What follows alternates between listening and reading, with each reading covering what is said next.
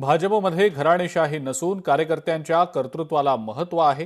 2029 पर्यंत फडणवीसच मुख्यमंत्री राहतील असं नवनाथ बन यांनी म्हटलंय.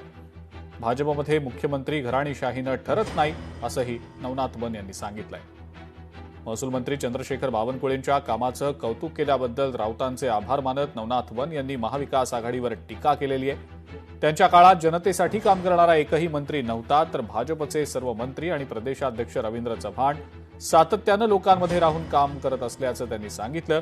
भाजपमध्ये घराणेशाही नसून कार्यकर्त्यांच्या कर्तृत्वाला महत्त्व दिलं जातं. त्यामुळे मुख्यमंत्री कोण होणार हे भविष्यवाणीनं नव्हे तर पक्षाच्या निर्णयानं ठरतंय आणि 2029 पर्यंत देवेंद्र फडणवीसच मुख्यमंत्री राहतील असं त्यांनी स्पष्ट केलेलं आहे. भारतीय जनता पार्टी ही कार्यकर्त्यांची पार्टी आहे. तुमच्यासारखं घराणेशाही, तुमच्यासारखं उद्धवजी ठाकरे, आदित्य ठाकरे, मग आदित्य ठाकरे झाले की तेजस ठाकरे असं भारतीय जनता पार्टीमध्ये ठरत नाही. आणि 2029 पर्यंत देवेंद्रजी फडणवीसच मुख्यमंत्री राहणार हे संजय राऊतांनी लक्षात ठेवावं. बावनकुळे साहेबांचं कौतुक केल्याबद्दल संजय राऊतांचे मनापासून आभार. कारण असे मंत्री आमच्याकडे आहेत जी लोकांची कामं करतात. तुमच्याकडे मात्र असा एकही मंत्री नव्हता, हे तुम्ही एकदा तुमच्या वक्तव्यातनं सिद्ध केले. शरद पवारांचा राष्ट्रवादी काँग्रेस पक्ष एनडीएला पाठिंबा देणार आहे की काय अशी जोरदार चर्चा सध्या सुरू आहे. पुढच्या 8 दिवसात दिल्लीमध्ये या संदर्भातला महत्त्वाचा निर्णय घेतला जाणार असल्याचं सुद्धा सूत्रांचं म्हणणं आहे. मात्र भाजपसोबत जावं का याबाबत अद्यापही शरद पवारांच्या राष्ट्रवादी काँग्रेस पक्षामध्ये मतमतांतर असल्याचं सुद्धा सूत्रांचं सांगणं आहे. भाजपसोबत गेल्यास पक्षातल्या एका ज्येष्ठ नेत्याची कोंडी होण्याची शक्यता आहे आणि त्यामुळे शिवसेनेचा पर्याय असू शकतो का अशीही चाचपणी पक्षांतर्गत सुरू असल्याची माहिती सूत्रांनी दिलेली आहे. लवकरच याबाबत शिंदेंकडून सुद्धा निर्णय घेतला जाणार असल्याची माहिती सूत्रांनी दिली आहे.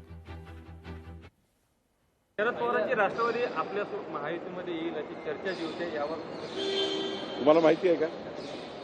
त्यामुळं जे काही होणार नाही त्यावर बोलून काही फायदा नाही. मला अजिबात वाटत नाही की पवार साहेब हे एनडीएमध्ये येतील. मला किंचित सुद्धा मला वाटत नाही की ते असं होऊ शकेल.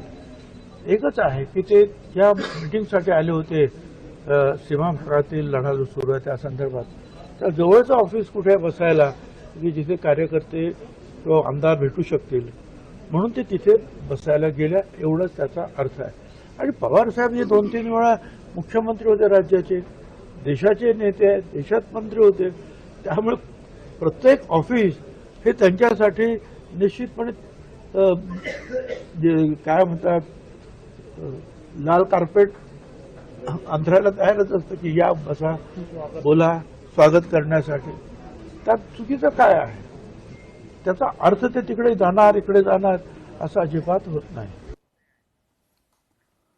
ऑपरेशन टायगरच्या लीड रोलमध्ये खासदार डॉक्टर श्रीकांत शिंदेच होते हे आता समोर आलेलं आहे.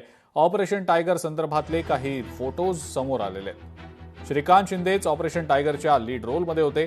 5 खासदारांना लोकसभा अध्यक्ष ओम बिर्ला यांच्याकडे श्रीकांत शिंदे आणि मंत्री प्रताप सरनाईकच घेऊन गेले होते.